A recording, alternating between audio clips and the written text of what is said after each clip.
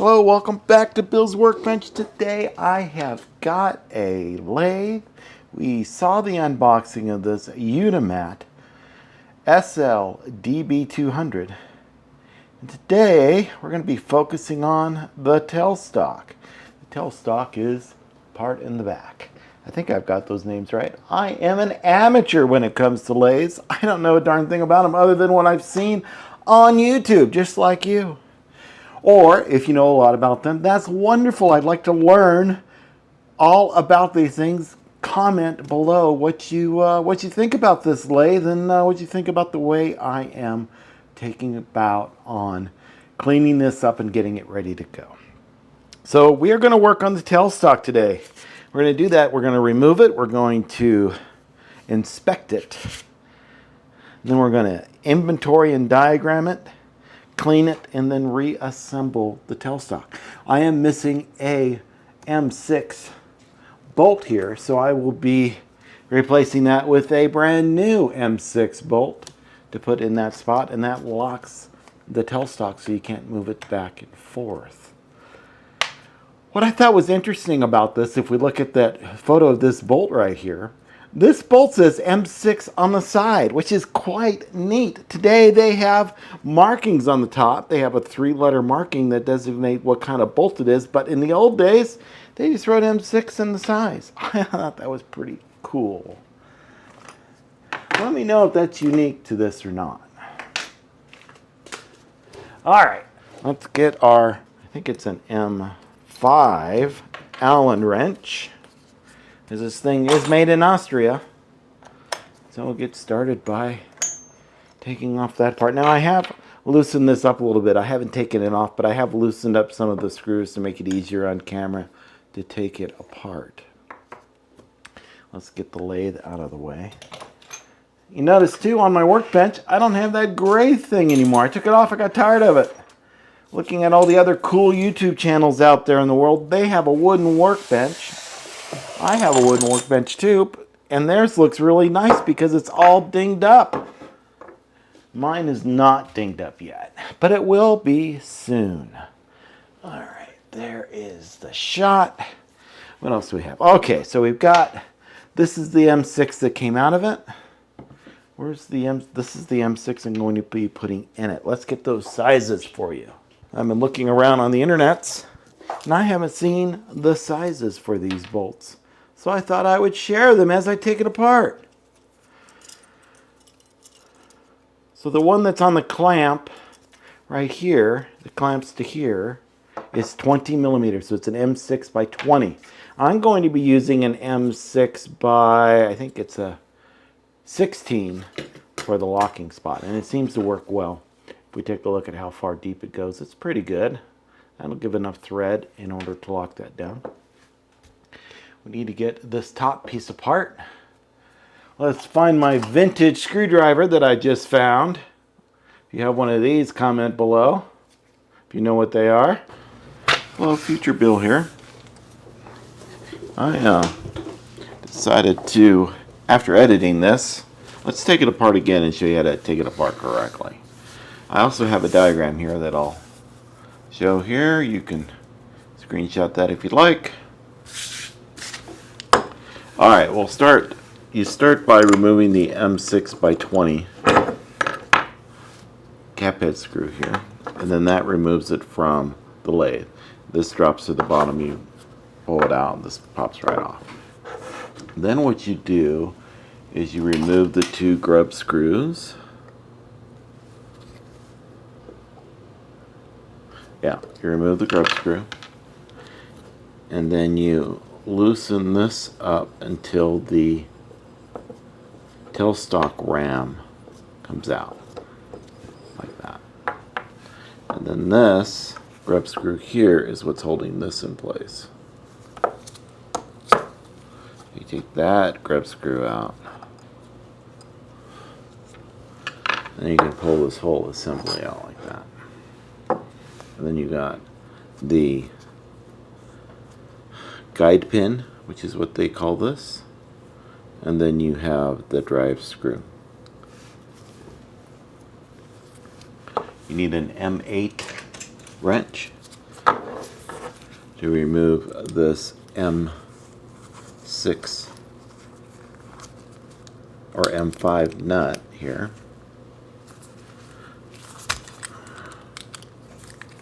It does take some doing. You need to get some leverage off of the hand wheel arm.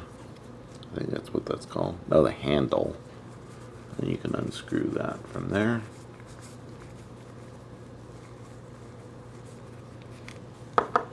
You can remove that. The handle does not come off. It is pinned in there inside. Finally, we have this guy, which you probably should have loosened first, but first cut the red wire. Yeah, loosen this up. Remove this cap pit screw. The M6x15 is what I have in there.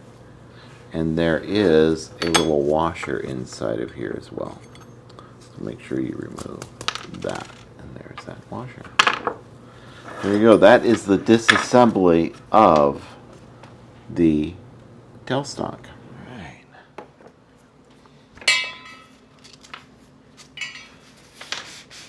That in a nice dirty workbench. Yes, that's what I'm after. All right, there's all the parts, I think, in the ultrasonic cleaner.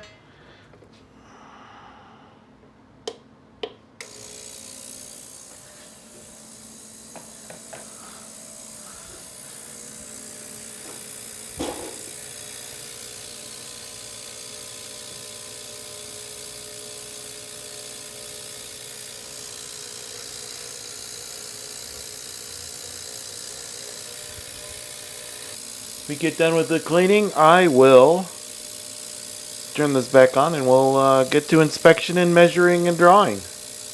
Hit this with a little Scotch-Brite wheel.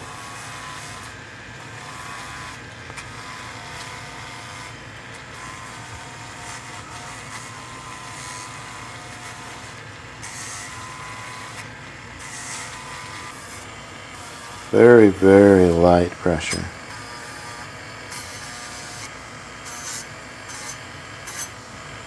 Almost no pressure.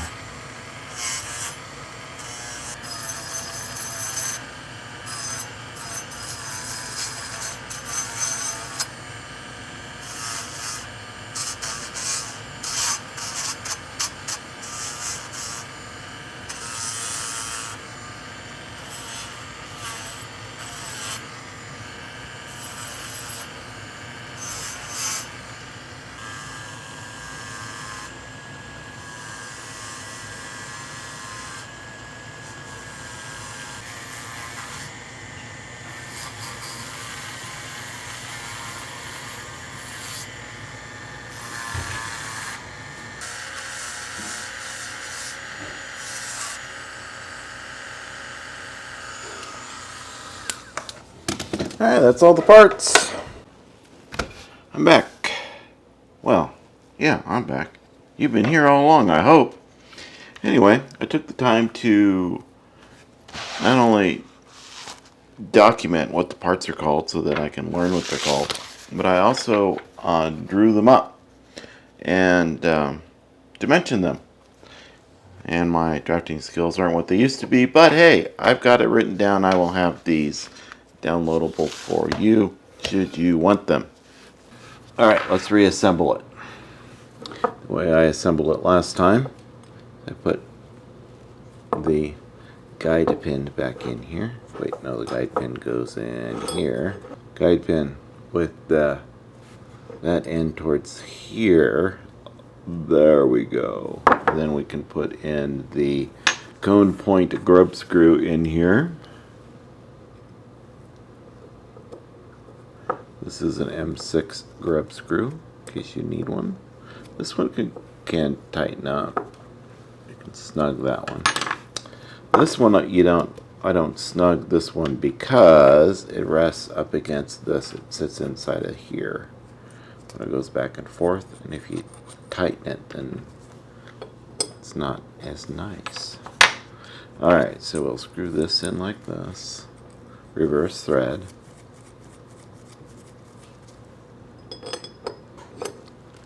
That in there like that. Probably want to get that grub screw in there now. It is a dog point grub screw according to the manual. It is an M6. Just snug. There we go. Alright.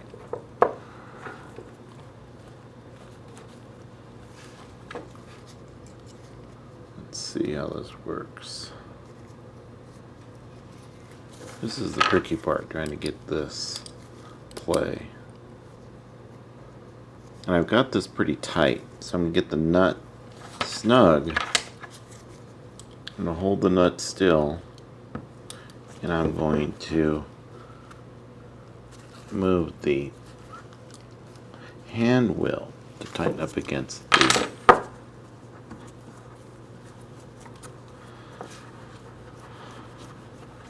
there we go. Not too tight.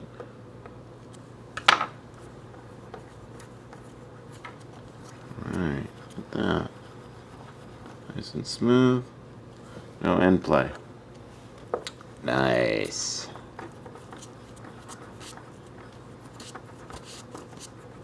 Alright, this washer, which goes inside of here, I don't remember which way the chamfer on the washer goes, if it goes up or down. I don't know if it really matters in the scheme of things, but there is a flat on the washer right there. You want to make sure that that flat goes in towards the tailstock ram. And then we will put that in. That's the M6 by 15 is what I'm using there.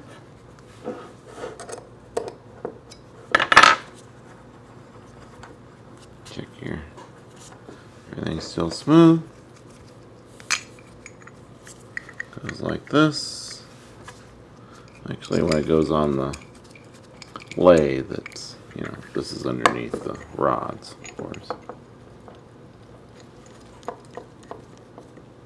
There we go. That is the assembly and disassembly of the tailstock. And then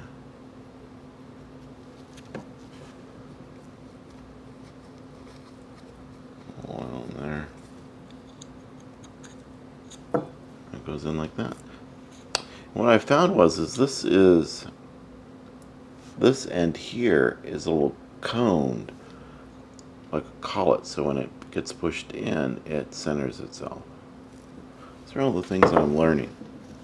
Maybe basic stuff to some of you guys, but who knows. Alright, so there it is, the tailstock all nice and clean. I think it looks great. It runs well. Goes back and forth pretty nice. A little tight right there. May have to do some more adjustments. Leave me notes in the comments. You know, I've been saying leave me notes and comments because I'm new to this. I don't know much about this stuff. So how do I adjust this wheel? And yeah, paint. This is a hammer finish paint. It is more of a goldish green color. I don't know where to get this color paint because they don't. Rust-Oleum made one that was really close, reading on the forums, but they don't make it anymore. So I don't know what I should do. Just leave it alone, or should I paint it? I don't know. So I have three options. One, I can find a paint that's close to this and paint it like that. Two, I can leave it alone.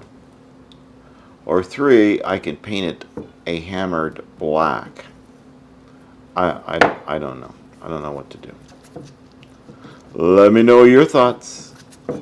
Stay tuned for more cleanup. So next on the list, I'm going to do the 3-jaw chuck, and then I'll do the headstock. I don't think I'm going to get too into the spindle yet, but, you know, famous last words. Because really isn't much, there isn't any play in it. I don't know if it's crunchy or not when I spin it. It doesn't feel that way, but I don't have it out because I have some resistance on it. But we'll figure that out in the third video. Also, went ahead and purchased a cheap 4-jaw chuck. This is independent adjustment, and that fits on there. It's hard to find them with a 12 millimeter by 1 inch or 1 millimeter pitch. I picked up a tool holder. I got some more centers as well because it's missing the one that went there, and some pry bars for the chuck here to tighten it up. It's just 4 mil. I think it's 4 mils. Yeah, it's 4 millimeter steel is all that is. All right. Thanks for coming along. Hope you had fun, and I'll see you next time.